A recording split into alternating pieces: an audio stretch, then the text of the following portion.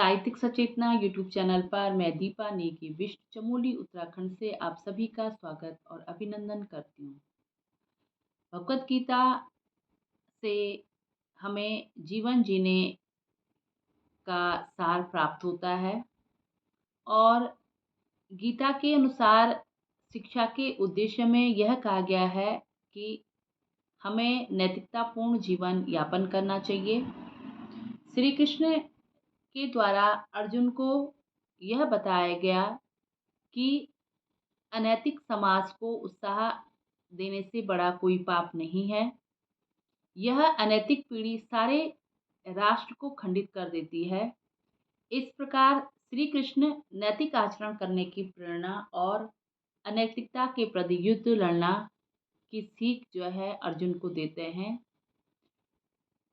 इस भगवत गीता से हमें यह भी प्राप्त होता है कि समाज और राष्ट्र के उत्थान के लिए नैतिकतापूर्ण आचरण ही सर्वकार्य होना चाहिए। इसी के साथ भगवत गीता में यह भी कहा गया है कि हमें मोह में रहकर अपना जीवन व्यापन नहीं करना चाहिए।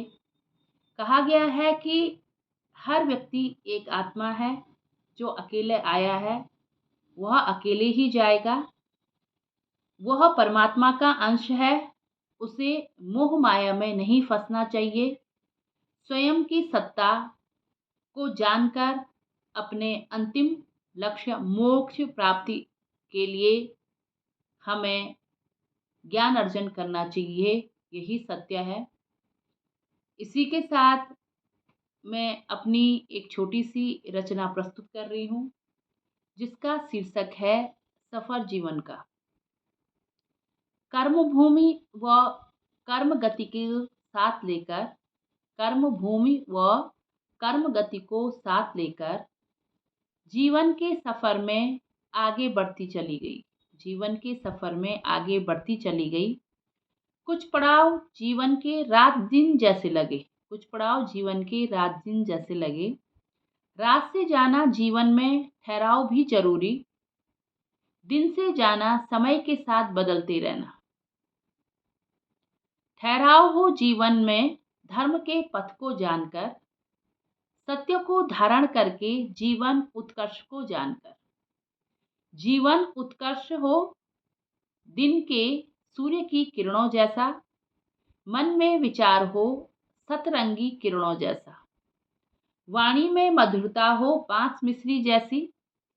दया करुणा दान क्षमा व विश्वास हो मन में,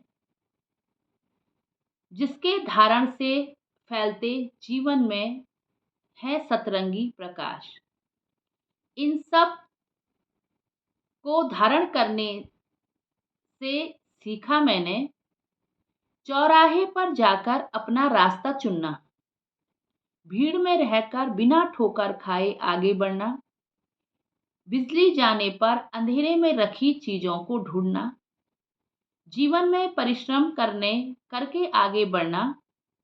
मुसीबत आने पर बिना घबराए आगे बढ़ना। समय से सीखा मैंने समय के मुताबिक चलना। निराश होने पर भी आशाओं को ढूंढना।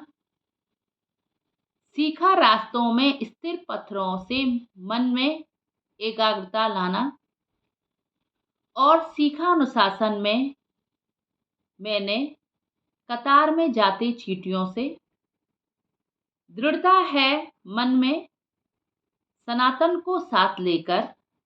पुरुषार्थ के 4 आयामों को ध्यान में लेकर, सत्य की सीढ़ी बनकर उत्कर्ष के आसमान को छूना। बस यूं ही कर्मभूमि व कर्म गति को साथ लेकर जीवन के सफर में आगे बढ़ती चली गई। बस यूं ही कर्मभूमि व कर्म गति को साथ लेकर जीवन के सफर में आगे बढ़ती चली गई। इसके साथ धन्यवाद।